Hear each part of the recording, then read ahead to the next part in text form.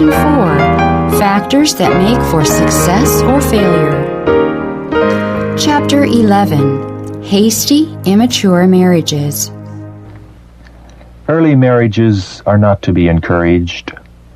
A relation so important as marriage, and so far-reaching in its results, should not be entered upon hastily, without sufficient preparation, and before the mental and physical powers are well developed.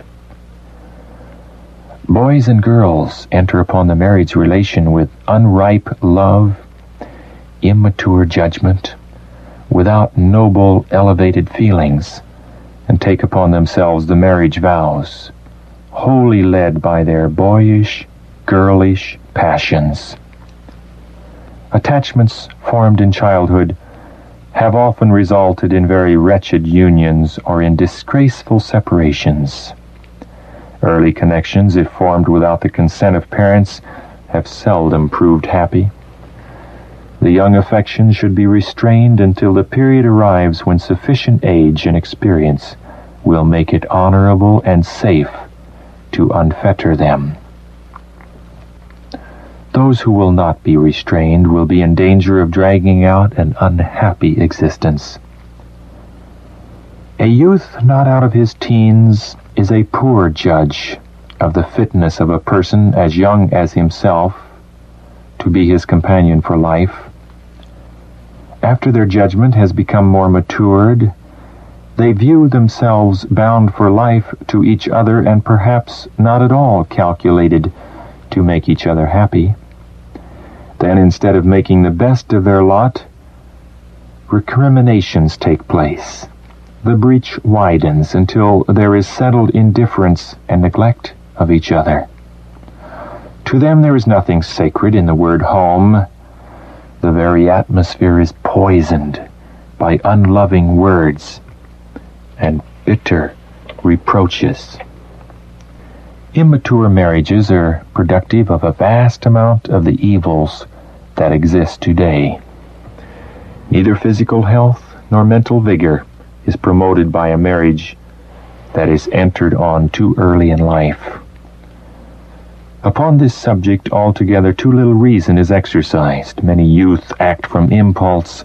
This step, which affects them seriously for good or ill, to be a lifelong blessing or curse, is too often taken hastily under the impulse of sentiment. Many will not listen to reason or instruction from a Christian point of view.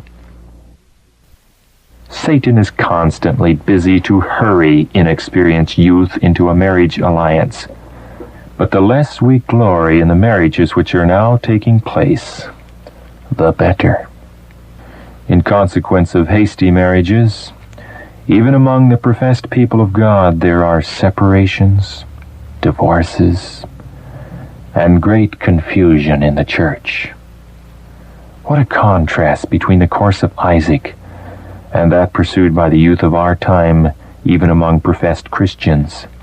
Young people too often feel that the bestowal of their affections is a matter in which self alone should be consulted, a matter that neither God nor their parents should in any wise control.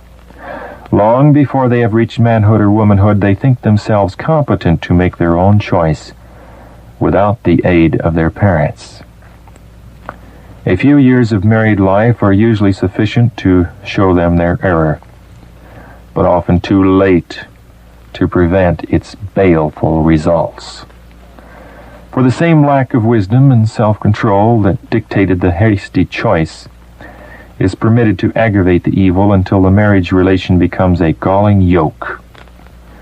Many have thus wrecked their happiness in this life and their hope of the life to come. Young men have received the truth and run well for a season, but Satan has woven his meshes about them in unwise attachments and poor marriages.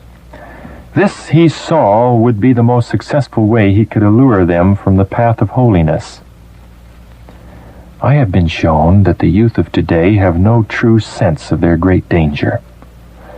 There are many of the young whom God would accept as laborers in the various branches of his work, But Satan steps in and so entangles them in his web that they become estranged from God and powerless in his work. Satan is a sharp and persevering workman. He knows just how to entrap the unwary, and it is an alarming fact that but few succeed in escaping from his wiles. They see no danger and do not guard against his devices. He prompts them to fasten their affections upon one another without seeking wisdom of God or those whom he has sent to warn, reprove, and counsel.